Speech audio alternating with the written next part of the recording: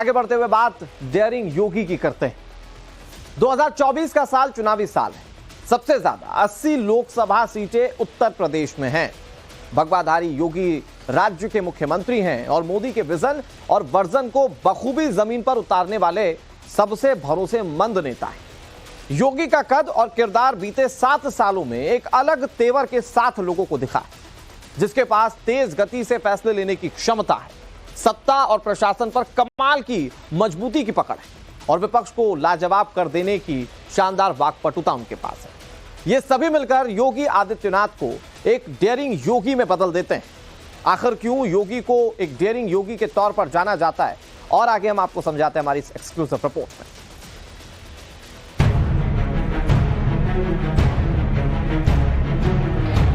मैं Adityanath Yogi UP plus योगी बहुत है उपयोगी।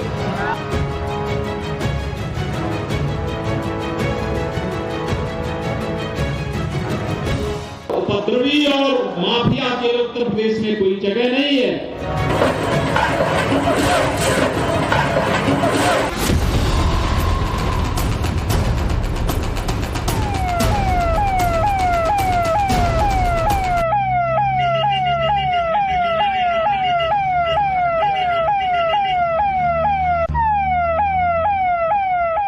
वो दिखाता है कि आपकी एडमिनिस्ट्रेटिव पावर क्या है।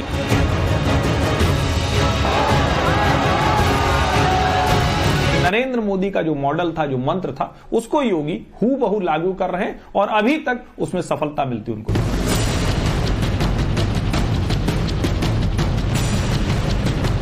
अवैध बुचरखानों पर जो बंद करने का उन्होंने निर्णय किया कि अवैध बुचरखाने नहीं होंगे और सड़कों पर नमाज नहीं होगा, ये ऐसा फैसला था जो किसी को उम्मीद नहीं थी कि उत्तर प्रदेश में ये हो सकता है।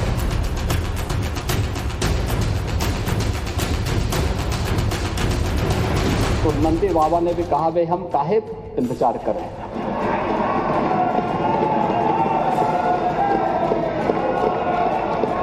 उन्होंने भी इंतजार किए बगैर रात्रि में बैरिकेड तोड़वा डाले। डुबा देता है कोई नाम तक भी खानदानों का, किसी के नाम से मशहूर होकर गांव चलता है। अरे अपना गांव तो बता दो, कौन सा है आपका गांव? कहते काबा उत्तर प्रदेश में। अरे बाबा बा ना, उस नहीं तो हम तो है।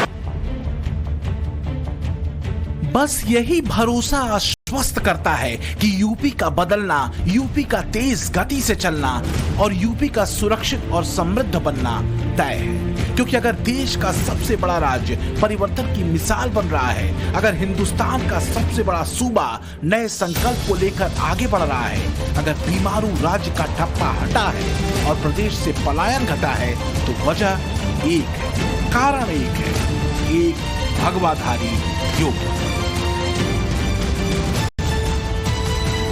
एक डेयरिंग मुख्यमंत्री। बीते करीब 7 सालों में उत्तर प्रदेश का बदला रूप देश ने देखा है।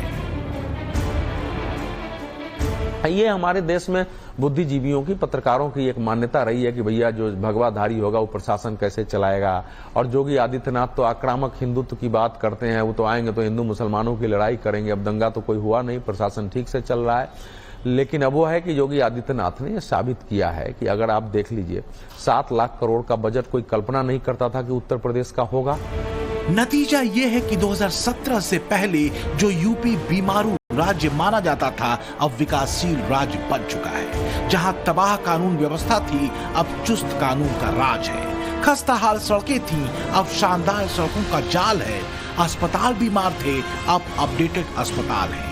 दंगे और अपराध थे, अब दंगाइयों और अपराधियों पर सख्त एक्शन है।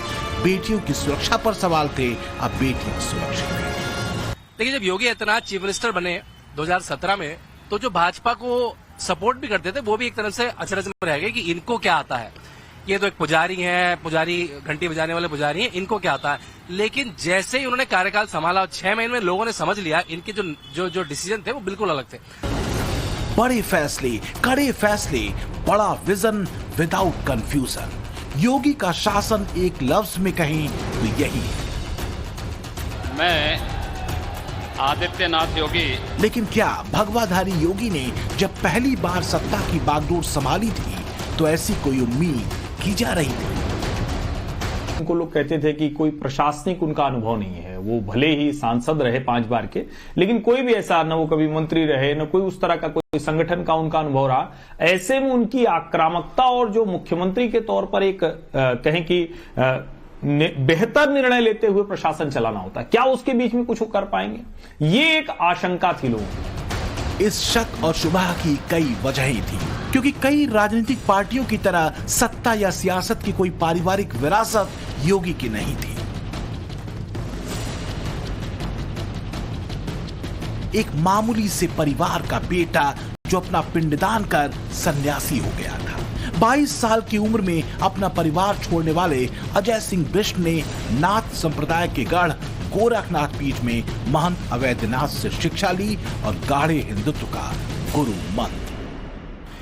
देखिए, अजय सिंह बिष्ट एक बालक जो उत्तराखंड, देवभूमि उत्तराखंड में पैदा हुआ, एक निर्भीक बालक जो पैदा हुआ देवी देवताओं की कहानियां सुन के, जो पैदा हुआ पला बड़ा वीरांगनाओं की वीरों की कहानियां सुन के, और वही बालक फिर कोटद्वार पहुंचता है और वहां पे वो मिलता है जब अपने गुरु महंत अवैधनाथ से, तो मिलता है राम जन्मभूमि के मुद्दे पे। पहला टर्निंग पॉइंट तो किसी के लाइफ का यही होता है कि वो महंत अवैधनाथ जी के शिष्य बने वहां, और उस महंत अवैधनाथ जी का एक धर्म क्षेत्र के प्रमुख होने के साथ साथ वो वहां के वो एक राजनीतिक हिंदू महासभा से जुड़े हुए थे। अयोध्या मूवमेंट में उनकी बहुत बड़ी भूमिका थी।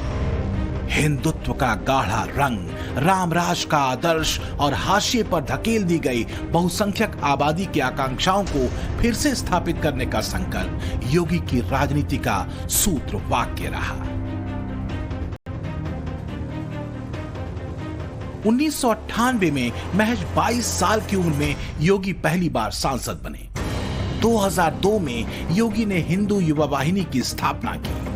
1999, 2004, 2009 और 2014 में भी सांसद चुने गए। 42 साल की उम्र में 5 बार गोरखपुर से सांसद बनने का रिकॉर्ड कायम किया। इसमें शक नहीं कि अपनी हिंदुत्व की धारा पर योगी टिके रहे। कथित सेकुलर राजनीति के झंडा बरदारों के तीखे हमलों और राजनीति और माफियाओं के गठजोड़ के जोखिम भरी विपरीत धारा के बीच सही वक्त की प्रतीक्षा में।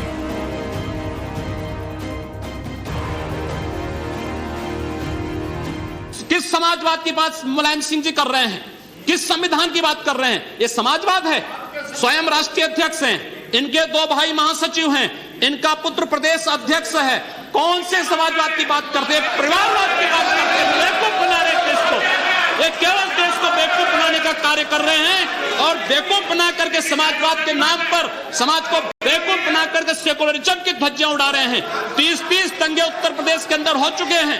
मोदी 1 वर्ष में 30 बड़े-बड़े दंगे, हर दंगे में हिंदू प्रताड़ित हुआ है, हिंदू जेल में बंद हुआ है। और ये सरकार परंपरा की बात करती है। किस परंपरा की बात इस सरकार कर रही है? कि आतंकवादियों के खिलाफ दायर मुकदमों को वापस लेना कौन सी परंपरा का हिस्सा है?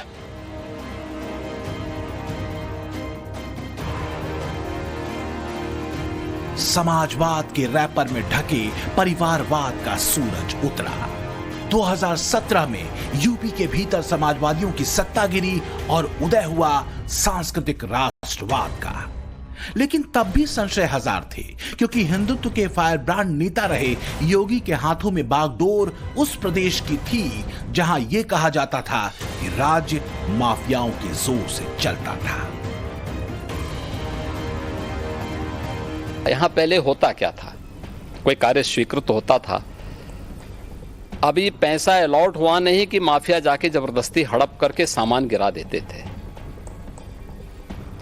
अब लैंड का अलॉटमेंट हो रखा है कि यह हाईवे यहां से अयोध्या के लिए बनना है, ये बाराबंकी होते हुए बनना है, तो सत्ता प्रायोजित माफिया क्या करते? कहते नहीं अब ये यहां से नहीं बनेगा, हमारी सुविधा इधर से है, हम इसको यहां से बना करके वो अपना वहां पे मिट्टी और गिट्टी सब गिराना प्रारंभ करते थे। आधा दोरा काम छोड़ के पैसा निकाल लेते थे। ये सत्ता में बैठे हुए लोगों की हिम्मत नहीं थी कि उन माफियाज को रोक सके।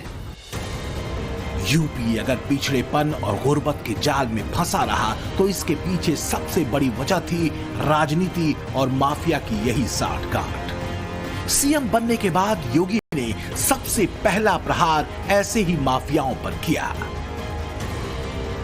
अपराधियों के लिए ताकीद सीधी थी, या तो राज्य छोड़ दो या फिर अंजाम भुगतने के लिए तैयार रहो। सत्ता के संरक्षण में पल रहे गुंडे, माफिया, अपराधी, लुटेरे, ये सब के सब मेहरबानी करके या तो उत्तर प्रदेश छोड़ करके चले जाएं, और अगर उत्तर प्रदेश में रहेंगे तो फिर उनके लिए दो जगह होंगी। मुझे लगता है उस जगह कोई भी नहीं जाना चाहेगा। समाजवादी पार्टी के राज में सबसे बड़ी समस्या थी कि आप सेफ नहीं थे। उस सेफ्टी को लाने के लिए डंडा लगाना पड़ा है। उस सेफ्टी को लाने के लिए जो यूपी में हुआ है, मेरे को लगता है 50, 35, 75 सालों में नहीं हुआ, और वो दिखाता है कि आपकी एडमिनिस्ट्रेटिव पावर क्या है। योगी ने जो कठिन डिसीजंस हैं वो लिए हैं। लेकिन सीएम योगी के कठिन फैसले यूपी की आम जनता की जिंदगी को आसान और सुरक्षित करने वाले थे। योगी के तय लक्ष्यों की फहरिस्त में सबसे ऊपर था कानून का राज। प्रशासनिक अमले को ताकीद कर दी गई, कानून व्यवस्था को लेकर रत्ती भर भी ढिलाई न बरती जाए। 1 साल के भीतर ही बेटियों की सुरक्षा को लेकर एंटी रोमियो स्क्वाड का गठन कर दिया गया। सुरक्षा का एहसास यूपी की बेटियों को हुआ, लेकिन एक्शन सिर्फ शोधों पर नहीं हुआ, बल्कि बदमाशों और अपराधियों पर भी नकेल कसी और खूब कसी।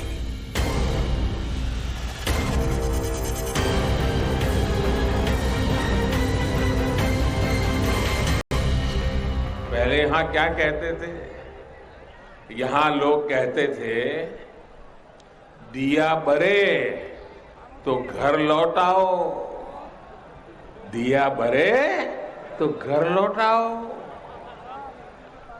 क्योंकि सूरज डूबता था तो कट्टा लहराने वाले सड़कों पर आ धमकते थे।